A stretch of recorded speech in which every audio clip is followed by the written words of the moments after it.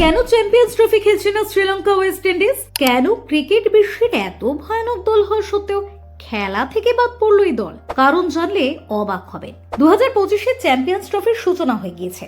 গত 20শে ফেব্রুয়ারি ভারত তাদের প্রথম ম্যাচ খেলেও ফেলেছে বাংলাদেশের বিরুদ্ধে, যা দুবাইতে অনুষ্ঠিত হবে। এই টুর্নামেন্টে মোট 8টি দল প্রতিদ্বন্দ্বিতা করছে, কিন্তু দুটি জনপ্রিয় দল এই প্রতিযোগিতাতেই নেই, যাদের অনুপস্থিতি ক্রিকেট প্রেমীদের হতাশ করেছে।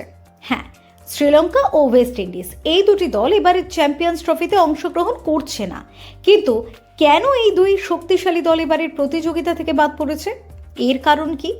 শ্রীলঙ্কা ও ওয়েস্ট ইন্ডিজ উভয় দলই চ্যাম্পিয়ন্স ট্রফির মতো প্রতিযোগিতায় না থাকায় অনেকেই বিস্মিত।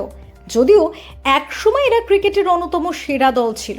বলা ভালো, ওয়েস্ট ইন্ডিজের নাম শুনলেই প্রতিপক্ষের মনে ভয় ঢুকে যেত। অন্যদিকে শ্রীলঙ্কা ও আইসিসির প্রায় সব বড় ইভেন্টে উপস্থিত থাকতো। তবে এবারের চ্যাম্পিয়ন্স ট্রফিতে তাদের না থাকা ক্রিকেট বিশ্বকে হতবাক করেছে। আর এরপরই প্রশ্ন উঠেছে, কেন শ্রীলঙ্কা ও ওয়েস্ট ইন্ডিজ এই মেগা ইভেন্টে অংশগ্রহণ করছে না? চ্যাম্পিয়ন্স ট্রফিতে খেলতে হলে দলকে একটি গুরুত্বপূর্ণ যোগ্যতা অর্জন করতে হয়, আর সেটি হলো আইসিসি ওয়ানডে বিশ্বকাপে ভালো পারফরমেন্স করা।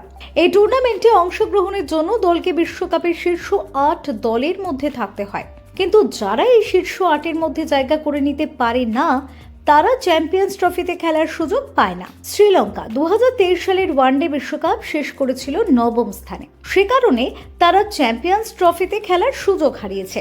অন্যদিকে 2023 ওয়ানডে বিশ্বকাপের মূল পর্বে পৌঁছতেই পারেনি ওয়েস্ট ইন্ডিজ। তারা বিশ্বকাপে খেলার যোগ্যতাই অর্জন করতে পারেনি, তাই চ্যাম্পিয়ন্স ট্রফির জন্য তারা যোগ্যতা অর্জন করতে ব্যর্থ হয়েছে। আর এই কারণেই শ্রীলঙ্কা ও ওয়েস্ট ইন্ডিজের অনুপস্থিতি ক্রিকেট বিশ্বে একটি বড় চমকের মতো এসেছে, যা অনেক ভক্তকেই হতাশ করেছে। চ্যাম্পিয়ন্স ট্রফিতে আপনার প্রিয় দল কোনটি? কমেন্ট করে জানাতে ভুলবেন না আমাদের। Bureau report, doctor time.